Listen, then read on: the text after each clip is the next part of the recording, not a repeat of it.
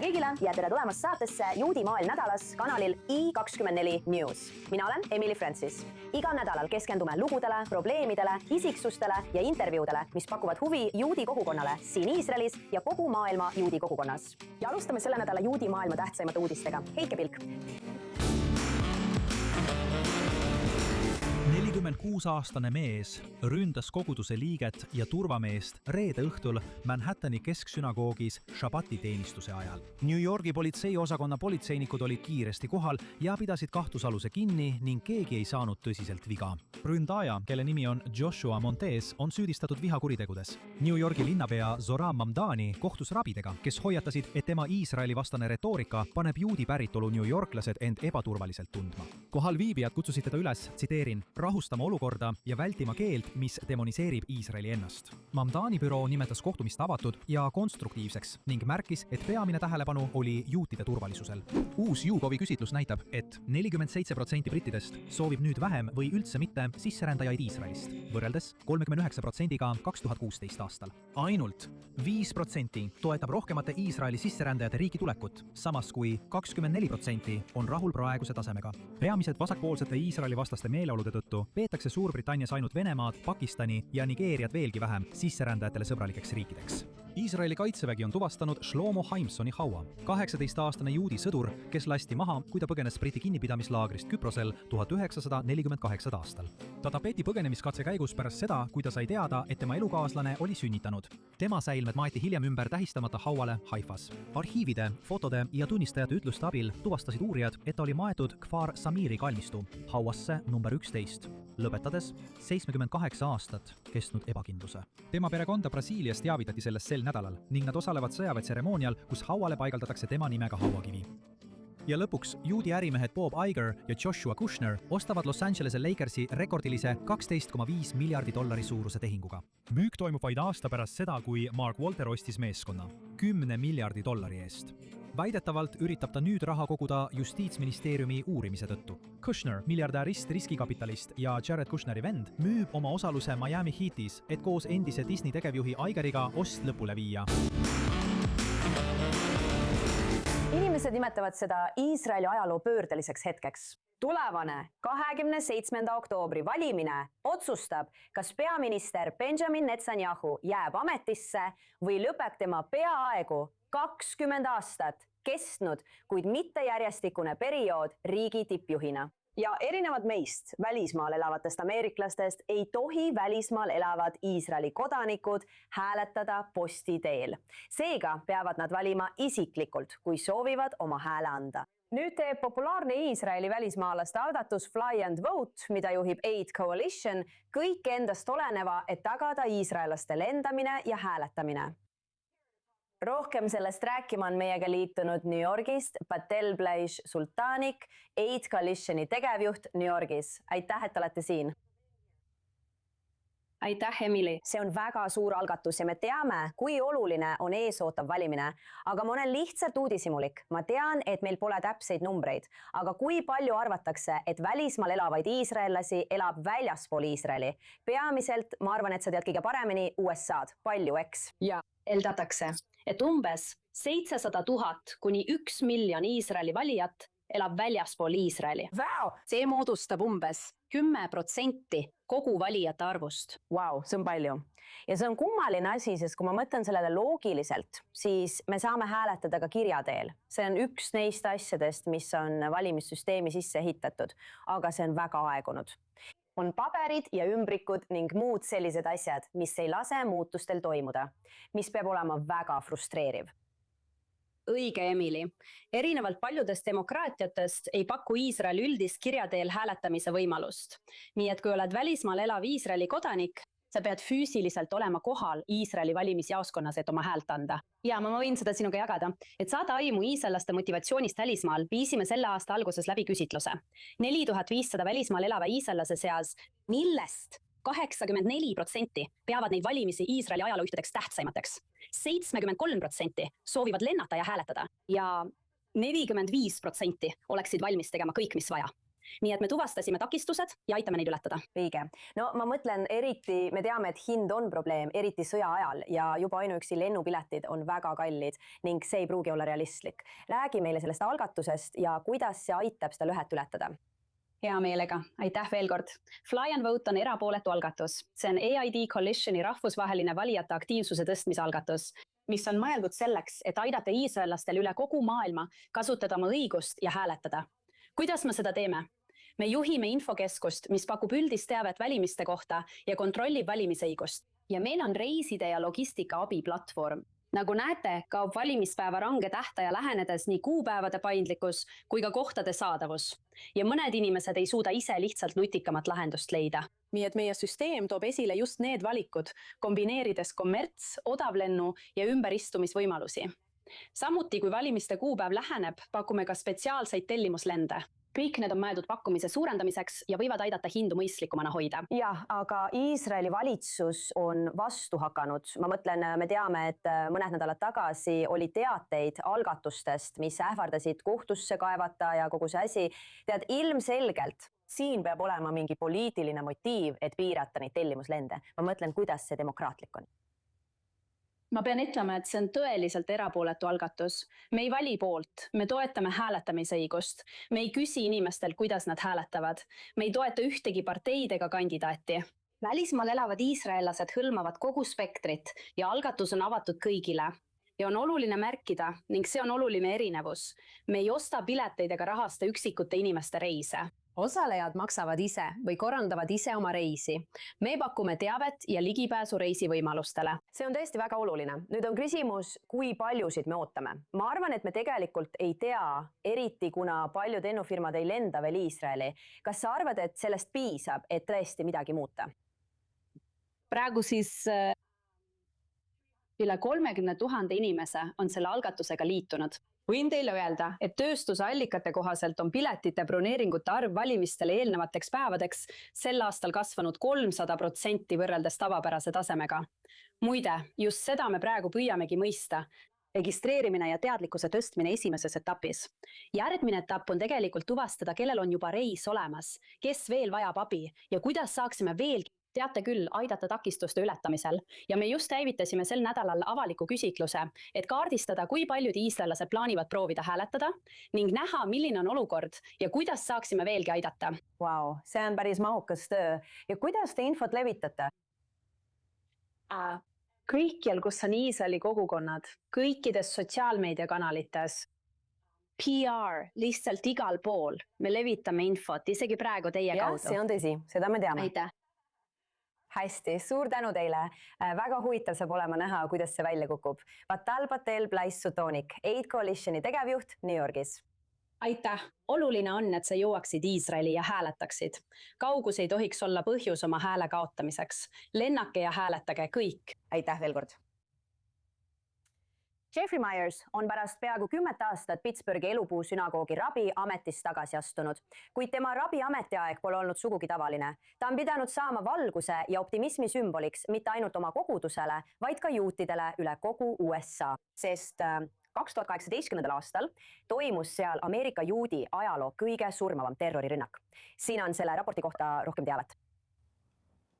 Ma lõpetan selle peatüki lihtsalt tänutundega nende õnnistuste eest, mida olen saanud. Kui Jeffrey Myers asus 2017 aastal Pittsburghi sünagoogi rabi- ja kantori ametikohale, ei oleks ta iialgi osanud ette kujutada, milliseks see roll vaid aasta hiljem kujuneb. 2018. aasta 27. oktoobri laupäeva hommikul tulistas üks alt-righti äärmuslane Tree of Life'i sünagoogis maha 11 tema koguduse liiget. Sellest sai Ameerika ajaloo ohvrite rohkeim antisemiitlik rünnak.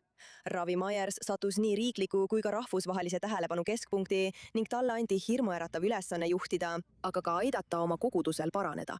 Roll, millele mind kutsuti, oli tervendamise osa. Aidata kogudusel jõuda sellesse etappi, kus nad saavad nüüd astuda uude peatükki, mis iganes see ka välja võiks näha. Kuidas saab massi tulistamise kogenud kogudus? Võtab seda kui võimalust end muuta ja kelleks nad tahavad saada. Rabbi Myers oli sel päeval sünagoogis ja tal õnnestus relvastatud mehe eest varjuda. 11 hukkunut olid vanuses 54 kuni 87. Vastutus, mis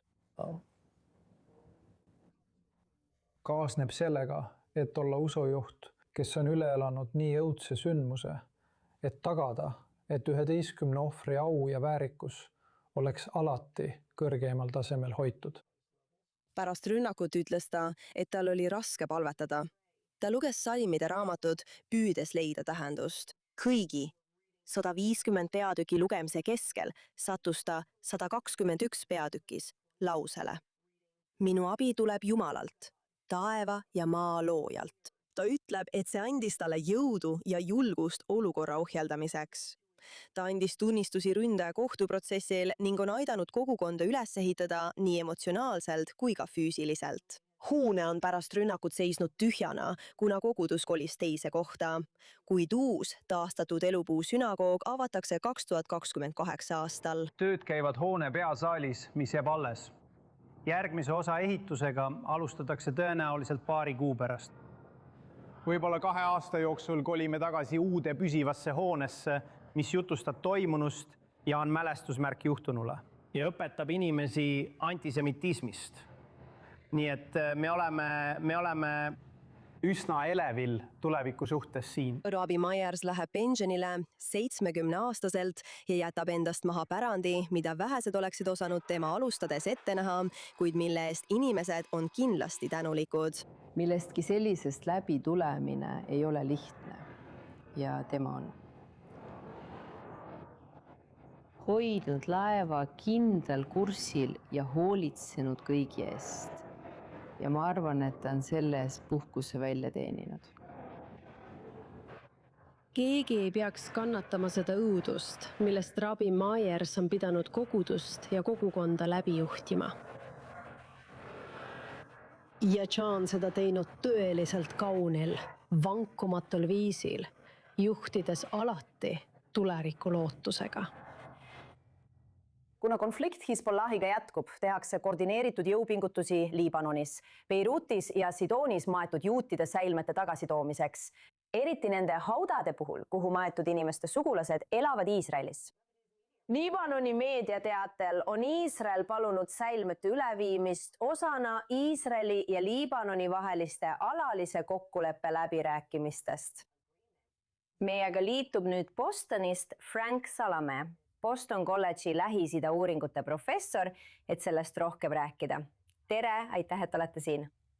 Aitäh kutse eest, hindan seda väga. Kuna te olete selle ala asjatundja ja olete kirjutanud raamatuid Liibanoni juutide ajaloost, rääkige sellest lähemalt, rääkige meile rohkem. Ma mõtlen, me teame, et Süürias on taas huvi tõusnud, aga Liibanoni juudi kogukond on olnud sajandite jooksul väga tugev.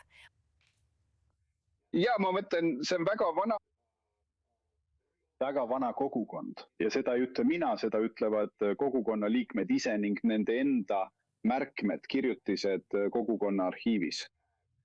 Nad viivad oma päritolu tagasi piibli aega, eks piibli sündmused leidsid aset Liibanonis sama palju kui Iisraelis.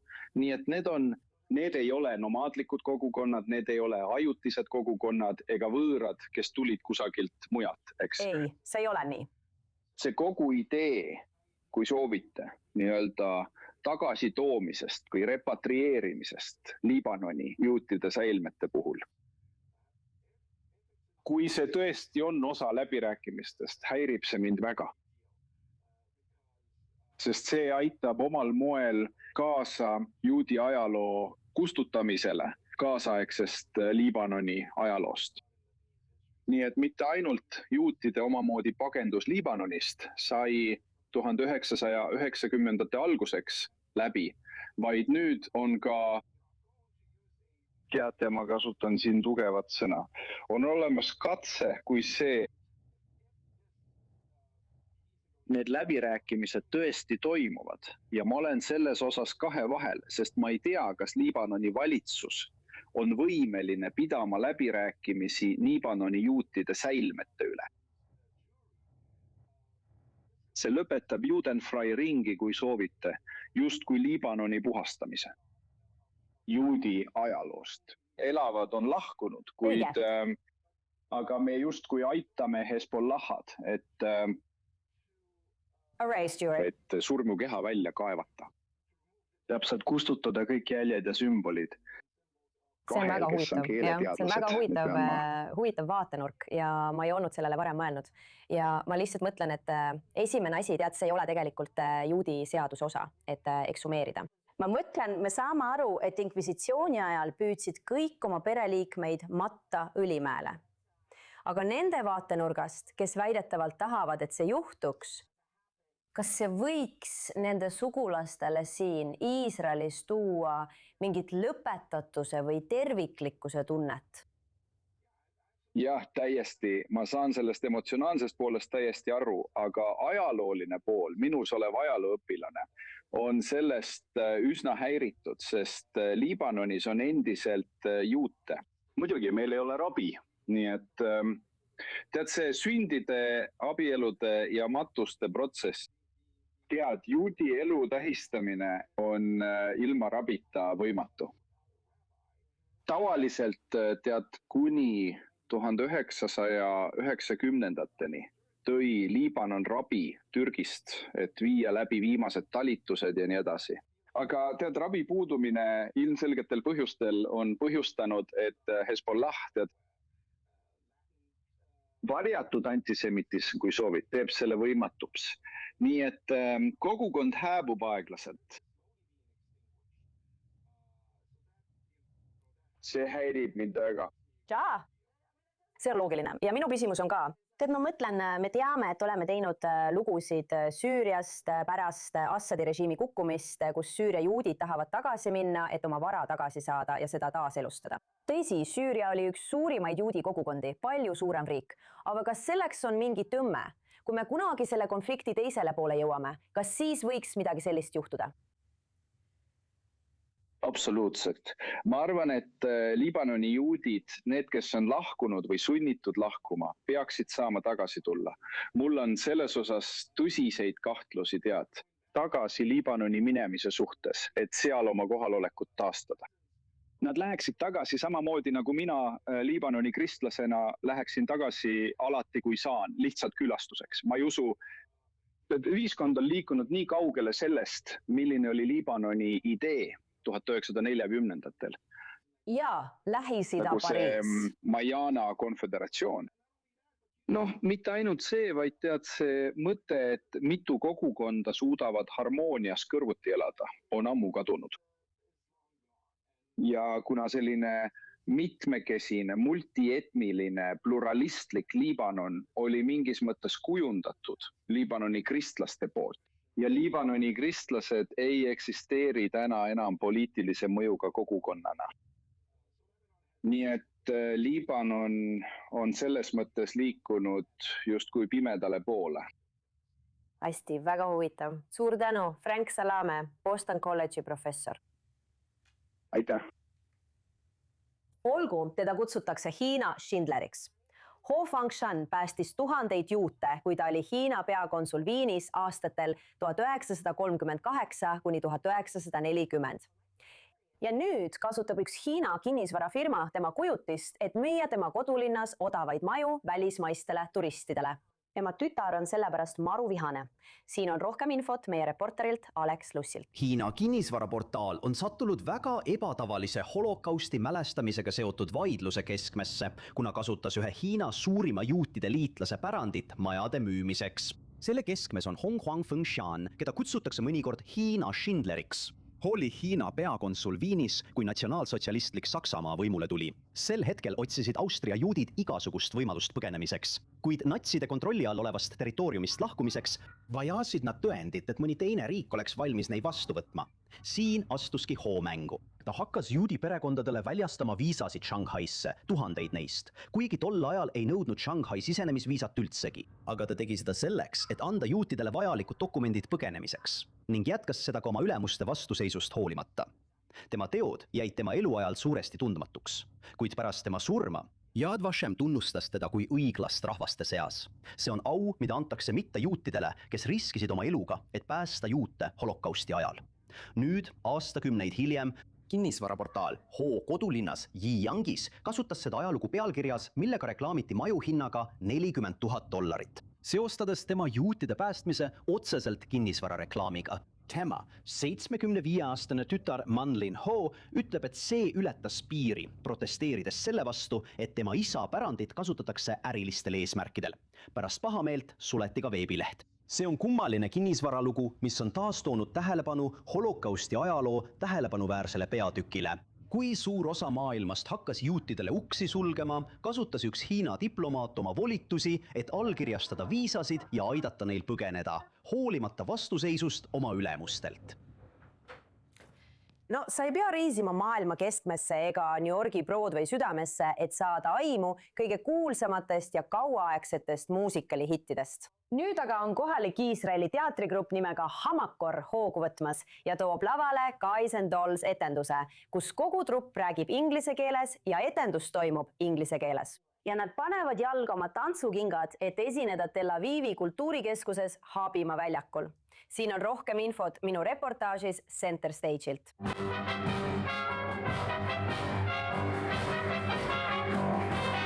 See ei pruugi olla Broadway ehk suur valge tee, aga see on valge linn. Ja Broadway klassika Poisid ja tüdrukud toob särtsu Tel Avivi kultuurielu. New Yorgis on peaaegu võimatu jääda selleks, kes sa oled ja samal ajal olla show äris. Ja ma otsustasin jääda selleks, kes ma olen ning loobusin oma näitleja karjäärist. Tule ja vaata. New Jersey'st pärit pensionil hambaarst Joey Silverman võtab riski ja elustab oma muusikateatri karjääri Tel Avivis. Aitäh, Sky Masterson. Ja suur mängur mees, kes võib panustada millele iganes ja alati võidab. Ja see on olnud suurepärane trupp koos lõbusate täiskasvanute ja lastega, kes kõik on tõeliselt pühendunud selle tegemisele.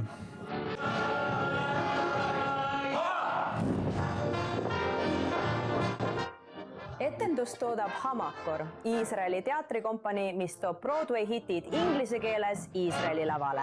Inimesed armastavad Broadway'd ja West Endi, aga seda siin ei ole. Ja inimesed ei reisi praegu nii palju sõja ja kõige selle tõttu. Ja me ütlesime, et kasutame seda võimalust, avame selle teatri, mis teeb etendusi nende algses keeles. Ja nii, teate, me toome lavale Guys and Dolls inglise keeles. Ja tulevikus on plaanis teha etendusi nende algses keeles. Minu arvates, kui ma tohin nii öelda, on Adelaide selle etenduse süda. Ta on naljakas ja tuline ning ta on paras karakter, aga samas on ta seest väga õrn ja tahab lihtsalt seda, mida kõik teisedki. Ta tahab olla armastatud. Natanja Michelle ütleb, et muusikaliteater on olnud tema jaoks päästerõngas pärast seda, kui tema pere asus Riverdale'ist New Yorgist Iisraeli elama, vaid mõned päevad pärast tema bat mitzvad. Ja, väga intensiivne bat mitzva kingitus. Mul oli pärast Iisraeli elamasumist väga raske end leida. See on nii suur kultuurishokk. See pole isegi ainult keel, kõik on erinev. Ja mu vanemad nägid kuulutust kogukonnateatri proovi esinemise kohta ja nad sundisid mind minema. Ja ülejäänu on ajalugu. Olen teinud kogukonnateatrit alates 16 eluaastast. Halleluja! Ja mina samuti. Lõuna-Aafrikas üles kasvanud Tori Jardeni. Tulin umbes 8 aastat tagasi Iisraeli tagasi, et ajateenistusse minna. Teenisin mereväes, saatkonnas, 3. flotillis ja lõpetasin selle, läksin näitlejakooli ja nüüd kannan vanaaegset smokingut ja roosat särki.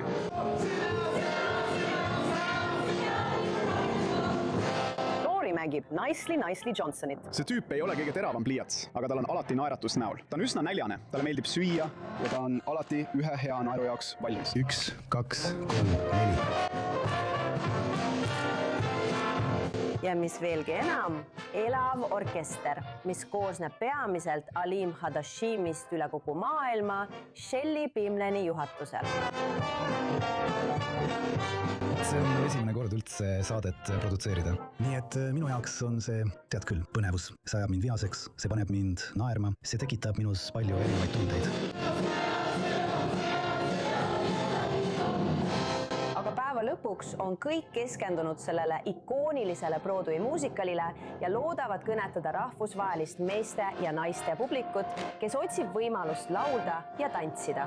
Lihtsalt selleks, et pakkuda väljundit Iisraelis elavatele inglise keelt kõnelevatele inimestele, kes tahavad nautida killukest kodutunnet. ja ka paljudele teatrientusiastidele, kellele meeldib, kes naudivad ingliskeelset muusikat ja muusikale nende originaalkeeles, mis ongi suurepärane.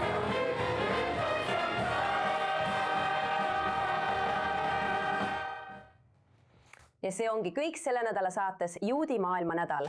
Võite minna meie YouTube'i kanalile või sotsiaalmeediasse ja seal on veel palju muud, mida vaadata nii selle kui ka varasemate saadete kohta. Loodan, et teile meeldis see saade. Mina olen Emily Francis, aitäh vaatamast ja Shalom Tel Avivist!